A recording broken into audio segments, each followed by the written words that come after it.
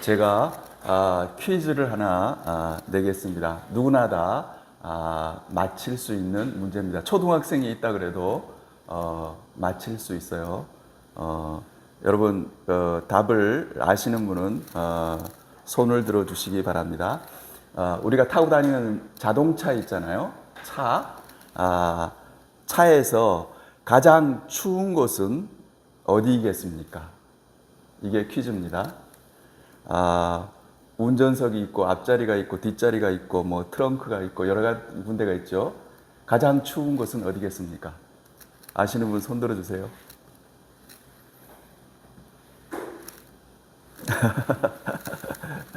여러분 모르시겠어요? 예, 그 정답은 가운데입니다.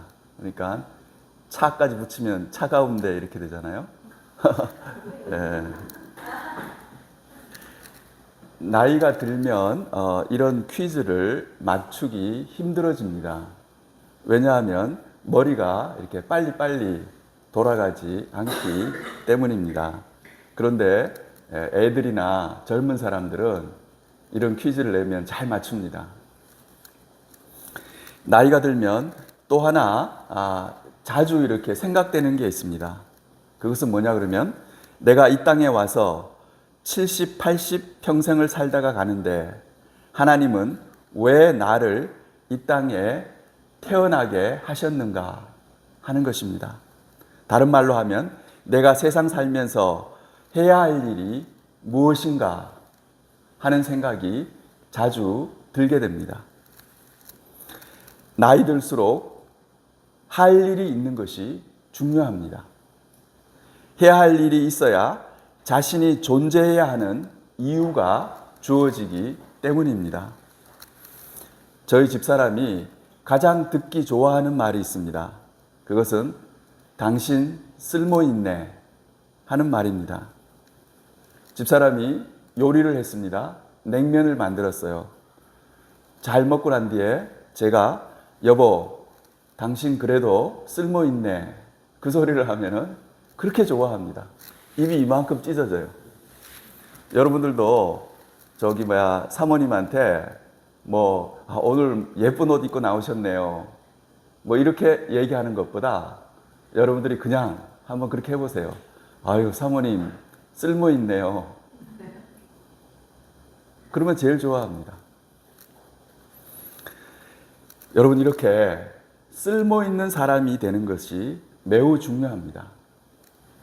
하나님 앞에서도 쓸모 있는 사람이 되어야 합니다. 하나님이 우리를 보시고 누구야?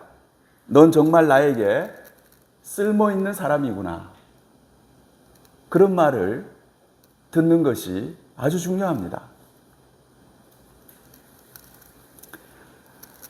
우리는 하나님 앞에서도 이런 말을 들을 수 있어야 합니다. 그런 사람이 어떤 사람이냐 그러면 하나님의 마음에 합한 사람입니다. 하나님이 우리를 보시고 얘야 너 참 쓸모 있구나. 그런 말을 들을 수 있어야 합니다. 시골에 사는 시어머니가 도시 아파트에 사는 며느리를 일주일간 방문을 하였습니다. 며느리는 시어머니를 편안하게 해드리려고 주방에는 얼씬도 못하게 했습니다. 시어머니가 주는 밥 먹고 그냥 앉아서 아파트에서 할 일이 뭐가 있겠습니까? TV만 보면서 시간을 보냈습니다. 시어머니는 3일이 지나자 몸이 사방군데가 다 아프기 시작했습니다. 그리고 정신적으로도 답답해서 견딜 수가 없었습니다. 며느리한테 이렇게 얘기했습니다. 얘야, 나 시골로 돌아가야겠다. 나는 영감 밥 챙겨주고 일하면서 사는 게 훨씬 더 낫구나. 그렇게 얘기했습니다. 여러분 이렇게 자기가 해야 될 일이 있는 것, 일하는 사람이 되는 것, 그것이 중요합니다.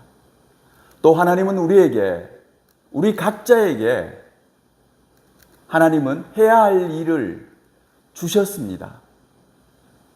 우리가 그것을 잘 깨달아야 됩니다. 하나님이 우리에게 하라고 하시는 일 있잖아요. 너는 세상 살면서 이걸 하고 와라 하는 그런 일이 있는 거예요. 그런 일을 하고 우리가 주님께로 돌아가는 삶이 굉장히 중요합니다. 오늘 본문을 보면 노년이 된 사도 바울은 다음과 같이 고백하고 있습니다. 저에게는 하나님이 하라고 하신 소명이 있습니다. 그 소명을 이루는 것이 제 삶의 목표입니다. 저는 그 목표를 향해 힘껏 달려가는 삶을 살고 있습니다. 라고 고백하고 있습니다. 오늘 본문 12절, 13절 같이 읽겠습니다. 내가 이미 얻었다 함도 아니요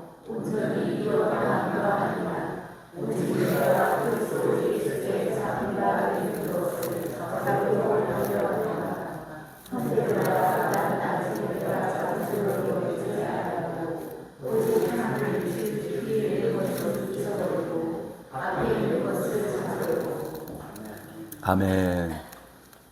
이 구절을 보면요, 하여튼 사도 바울은 어떻게 살았냐 그러면요, 어떤 목표가 있어가지고 그 목표를 향해서 열심히 달려가는 그런 삶을 산 거예요. 무슨 말인지 알겠죠? 이 구절을 보면 사도 바울은 해야 할 일이 뚜렷이 있었고 소명이 분명했음을 알 수 있습니다. 그 소명을 이루기 위해서 열심히 달려가는 삶을 살았다고 고백하고 있습니다. 요즘 현대인들은 세상을 허무하게 생각합니다. 그리고 왜 살아야 하는지 잘 모르겠다고 그렇게 얘기합니다. 그냥 목숨이 붙어 있으니까 사는 거지. 난 별로 사는 의미를 모르겠어. 그러는 거예요. 그리고 열심히 사는 사람을 보면은 뭐라고 얘기하는가 하면 뭘 그렇게 악착같이 살아. 그러지 마. 적당히 살아. 이렇게 얘기합니다. 바울은 그렇게 살지 않았습니다. 살아가는 이유가 분명했습니다. 왜냐하면 그에게는 소명이 있었기 때문입니다. 하나님이 그에게 하라고 하신 그런 일이 있었기 때문입니다. 그 소명을 이루기 위해서 정신없이 달려가는 그런 삶을 산 것입니다. 14절 같이 읽겠습니다. 표대를 향하여 그리스도 예수 안에서 하나님이 위에서 부르신 부름의 상을 위하여 달려가노라. 아멘. 바울은 그에게 항상 생각되는 게 있었습니다. 그것은 뭐냐 그러면 위에서 부르신 부름의 상이었습니다. 하나님은 우리를 부르시는 분입니다. 사도 바울에게도 어떤 일이 있었습니까? 다메섹 도상에서 하나님이 사울을 불렀습니다. 사울아 사울아 하고 하나님이 먼저 부르셨어요. 사울이 하나님을 찾은 것이 아닙니다. 하나님이 사울을 부르셨습니다. 여러분 여기 사진을 한번 보시기 바랍니다. 그 당시 이 사울은 예수 믿는 사람들을 잡아다가 옥에 쳐넣으려고 예수 믿는 사람을 잡으려고 이렇게 가고 있었습니다. 그런데 갑자기 하늘로서부터 빛이 내리쬐습니다. 그 빛 때문에 저렇게 사울은 쓰러지게 됩니다. 그 빛과 함께 어떤 음성이 들렸냐 그러면 사울아 사울아 하고 하나님이 부르시는 그런 음성이 있었습니다.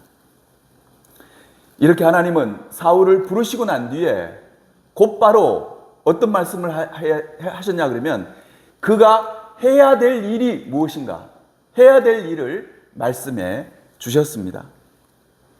사도행전 9장 5절 6절입니다. 같이 읽겠습니다.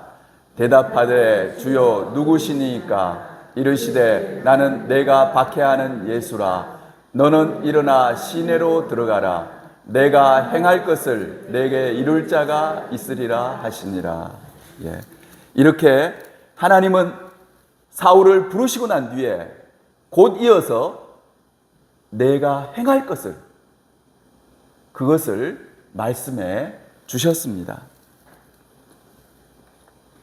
오늘날 많은 그리스도인들이 예수를 믿게 되고 교회 생활을 하게 되고 구원을 얻게 되었지만 내가 주님을 위해서 무엇을 해야 될지를 모르는 경우가 많습니다. 이때 사울에게 내가 행할 것을 말씀하셨는데 이것이 바로 뭐냐 그러면 콜링입니다. 이것이 바로 소명이에요. 하나님께서 사울을 통해서, 사울이라는 사람을 통해서 이루고자 하시는 것을 그에게 말씀해 주신 거예요. 그러나 이것이 바로 소명이 되고 사명이 되는 것입니다. 이 부르시는 소명을 잘 감당하면 하늘나라에 큰 상이 준비되어 있습니다. 그 상의 이름이 뭐냐 그러면 부름의 상입니다. 내가 너를 부를 때 내가 너한테 지시했던 것을 그대로 잘 이행을 하면 우리가 주님께로 갔을 때 어떤 상을 받게 되냐 그러면 이 부름의 상을 받게 되는 거예요. 사도 바울은 이 부름의 상을 위하여 달려가는 삶을 살았던 것입니다. 하나님은 사울만 이렇게 불렀겠습니까? 그렇지 않습니다.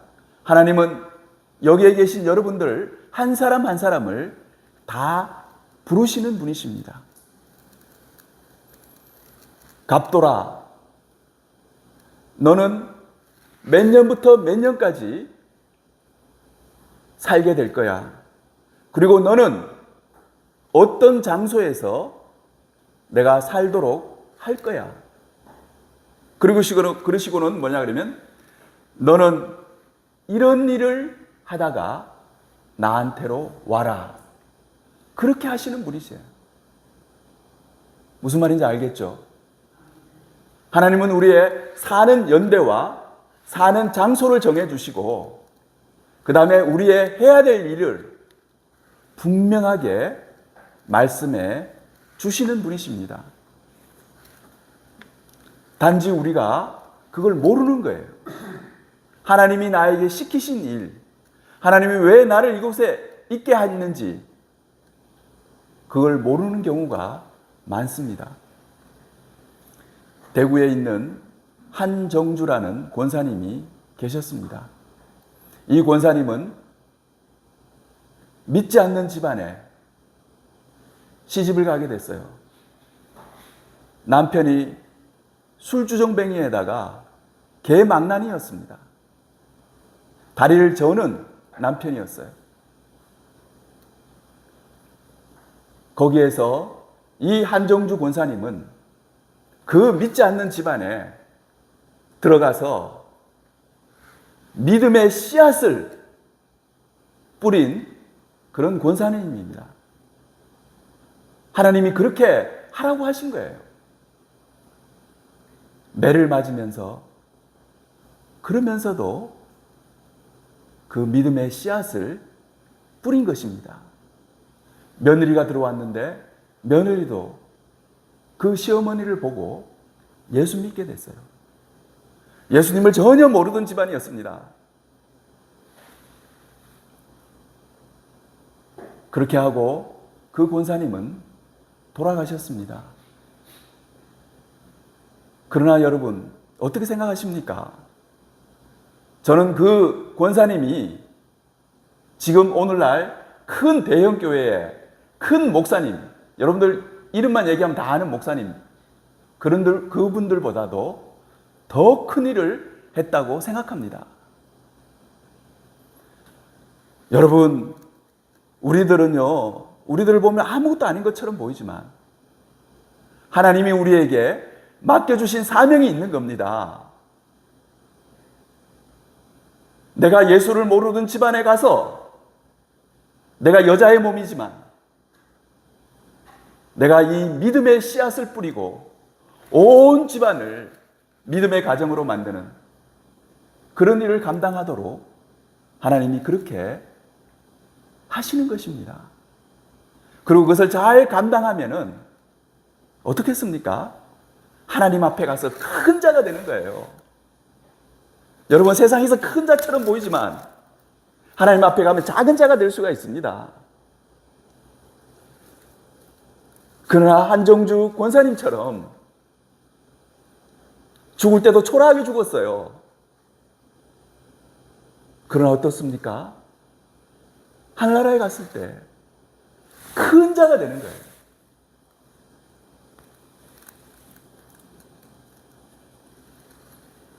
하나님이 사도 바울에게 내가 행할 것이 무엇인가를 말씀하셨는데 그것이 무엇이겠습니까? 사도행전 9장 15절입니다. 같이 읽겠습니다. 주께서 이르시되 가라, 이 사람은 내 이름을 이방인과 임금들과 이스라엘 자손들에게 전하기 위하여 택한 나의 그릇이라. 아멘. 하나님은 사울에게 그렇게 얘기하는 겁니다. 너는 나의 그릇이라는 거예요. 하나님이 사용하는 그릇입니다. 특별히 이방인들을 위해서 이방인에게 복음을 전하는 그런 전도자가 되게 하는 것이 하나님의 계획이셨습니다. 하나님이 주신 소명이었습니다. 사도행전 20장 24절입니다. 같이 읽겠습니다. 내가 달려갈 길과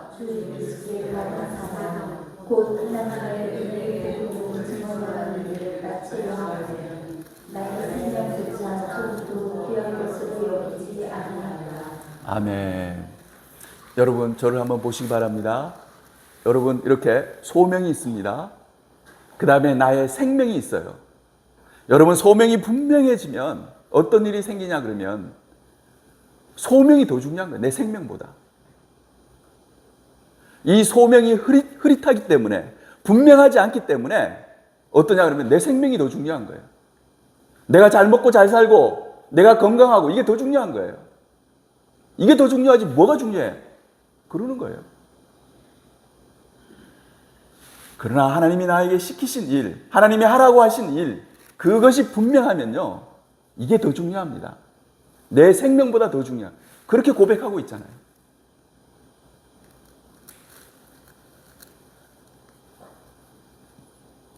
오늘날 그리스도인들 가운데서 자기를 향하신 하나님의 부르심, 소명이 무엇인지 모른 채 신앙생활을 하는 사람들이 많습니다. 매우 불행한 일입니다. 내가 무엇을 해야 될지를 모르는 거예요. 그냥 교회만 다니면 답니까? 절대 아닙니다. 하나님은 우리 각자 개인에게 해야 할 일을 주신 거예요. 사울을 부르실 때 사울아 사울아 하고 끝나지 않았잖아요. 네가 행할 일을 내가 이르리라고 말씀하셨습니다.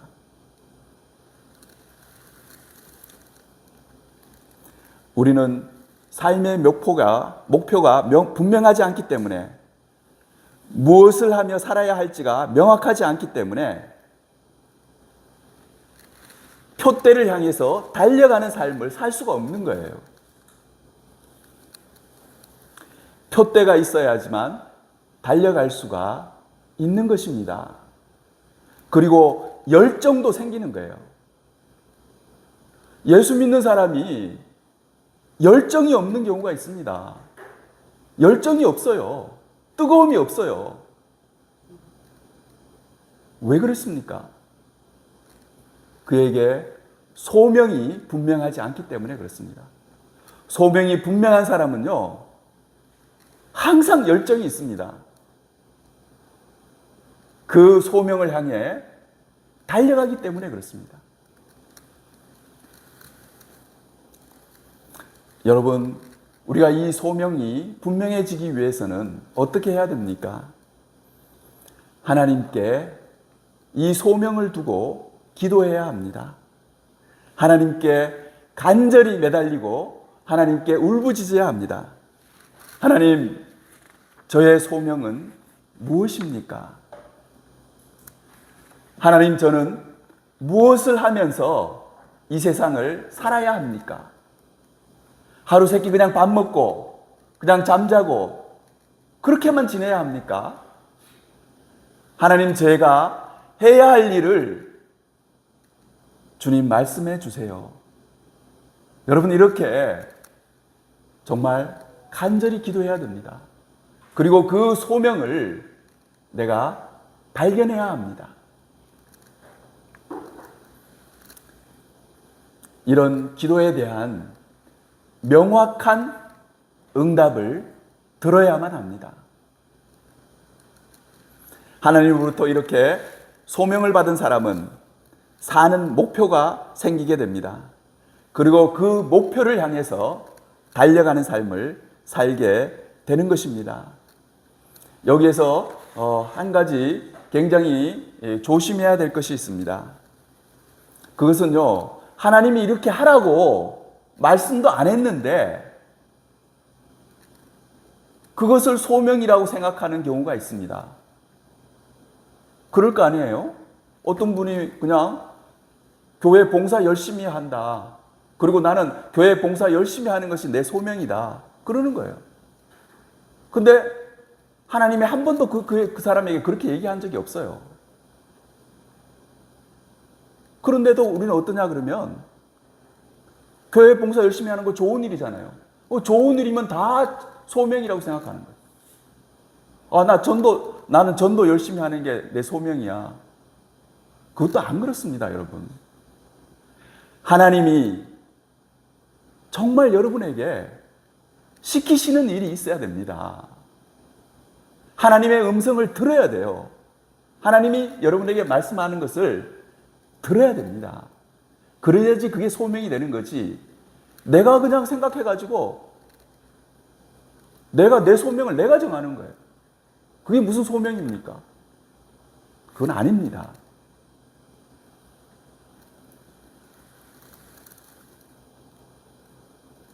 진정한 소명을 받은 사람은 그 소명을 이룬 후에도 하나님께 영광을 돌리게 되어 있습니다. 하나님이 나에게 시키신 일을 내가 한 것뿐입니다. 그렇게 되겠죠. 그러나 그렇게 진정한 소명을 받지 않고 그냥 소명이라고 해서 일한 사람은 어떤지 아십니까? 자기가 그 일을 하고 난 뒤에 그 다음에 내가 이렇게 잘했어. 그걸 알아주기를 원합니다. 15절 말씀 같이 읽겠습니다. 그러므로 누구든지 우리 온전히 이룬 자들은 이렇게 생각할지니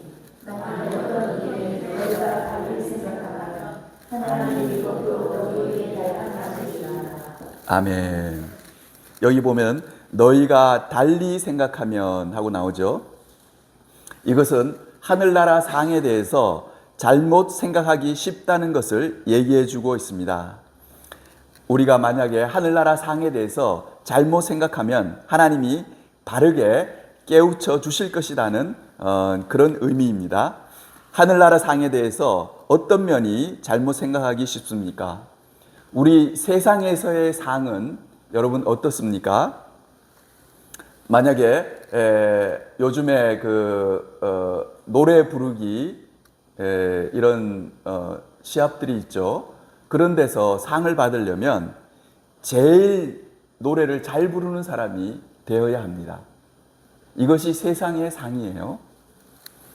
그런데 하늘나라 상은 어떻습니까? 하늘나라 상은 내가 제일 잘해서 받는 것이 아니에요. 하나님이 나에게 시키시는 일을 하면 주시는 것이 바로 하늘나라 상입니다. 달란트 비유는 우리 각 사람을 하나님이 하라고 하시는 것이 다 다르다는 것을 얘기해 주고 있습니다. 즉, 우리에게 주어진 소명이 사람마다 다르다는 것입니다. 다른 사람과 비교할 필요가 없습니다. 하나님이 우리 각자에게 각자에 맞는 그런 소명을 주시기 때문입니다. 마태복음 25장 15절 말씀 같이 읽겠습니다. 각각 그 재능대로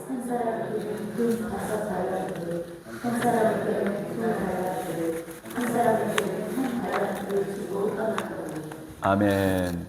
여기서요, 한 달란트라는 것은 우리가 생각하는 조그만 것이 아닙니다. 33kg이나 되는 무게를 가진 것이 달란트입니다.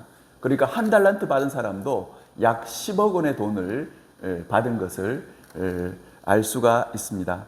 이 달란트 비유의 핵심은 뭐냐 그러면 하나님이 우리에게 각자 다르게 주셨다는 거예요. 어떤 사람에게는 한 달란트를 주고요. 어떤 사람에게 2달란트를 주고 어떤 사람에게는 5달란트를 그렇게 주셨다는 것입니다. 우리가 이것을 세상의 상으로 생각해 가지고 많이 이렇게 남기면 상을 받는다 생각하기 쉬운데 절대 그렇지 않습니다. 하나님이 우리에게 시키신 일이 있잖아요. 그것을 잘 감당하면은 하나님이 최고의 상을 우리에게 주시는 것입니다. 한 달란트 받은 사람은 한 달란트를 남기면 됩니다. 2달란트를 받은 사람은 2달란트를 남기게 되고요. 5달란트를 받은 사람은 5달란트를 남기면은 그 하나님이 하라고 하신 일을 한 것이 되는 것입니다. 이렇게 나에게 주어진 하나님이 나에게 하라고 하시는 일이 작은 일이 될 수가 있어요. 많은 경우에 작은 일입니다. 우리 한 인간이 얼마나 큰 일을 할 수 있겠습니까? 작은 일밖에는 못합니다. 이 작은 일을 내가 잘 감당하면은 어떠냐 그러면 하나님이 큰 상을 허락해 주시는 것입니다. 이 달란트 비유는 하늘나라 상급이 바로 이러하다는 것을 잘 얘기해 주고 있습니다.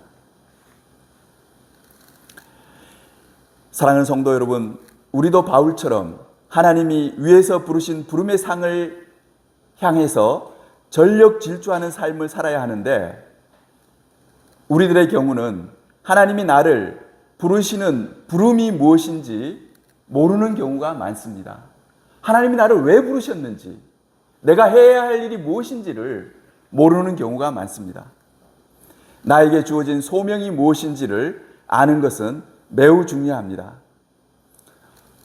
많은 사람들이 소명에 대해서 진지하게 생각하지 않습니다.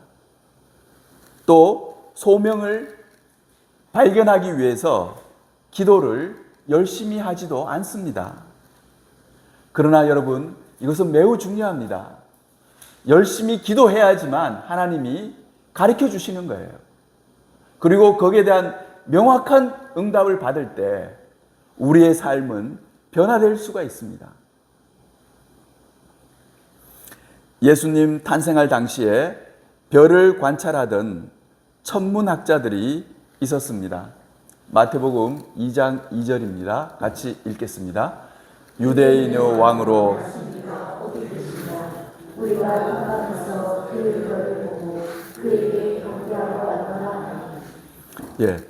이 천문학자들을 동방박사들이라고 부릅니다.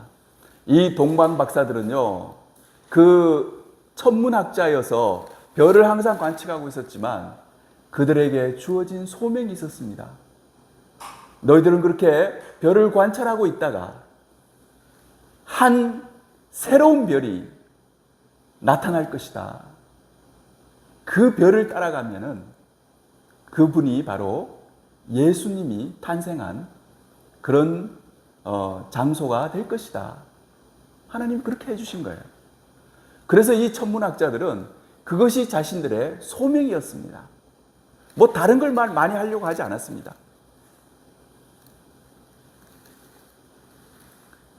때가 되어서 그들은 한 큰 별이 나타난 것을 보고는 바로 직감적으로 알았습니다. 저 별이 하나님께서 말씀하시던 별이구나 하고는 저렇게 낙타를 타고 이 세 명의 동방 박사들은 그 별을 따라서 예수님의 탄생한 곳을 가게 되었습니다. 그리고 저렇게 예수님이 탄생한 마국간에 들러서 황금과 유황과 모략을 아기 예수께 바치게 됩니다. 이들은 그들에게 주어진 소명을 잘 감당한 사람들이었습니다. 하나님이 위에서 부르신 부름, 이 소명이 확실하지 않는 사람은 주님 안에서 여러 가지 일들을 하고자 합니다. 자기가 생각하기에 하나님이 기뻐하시고 하나님이 좋아하실 것 같은 일이 있잖아요. 그런 걸 여러 가지를 하려고 그러는 거예요. 무조건 또 그렇게 하면 좋은 줄 알고. 그것은 바로 자기의 소명이 분명하지 않기 때문입니다. 소명이 분명한 사람은 어떻겠습니까? 하나님이 자기에게 시킨 일, 그것만 하는 거예요. 다른 사람과 비교하지도 않습니다. 여러 가지 일을 하기보다는 그냥 한 가지 일만 하려고 합니다. 그런 특징을 가지게 됩니다.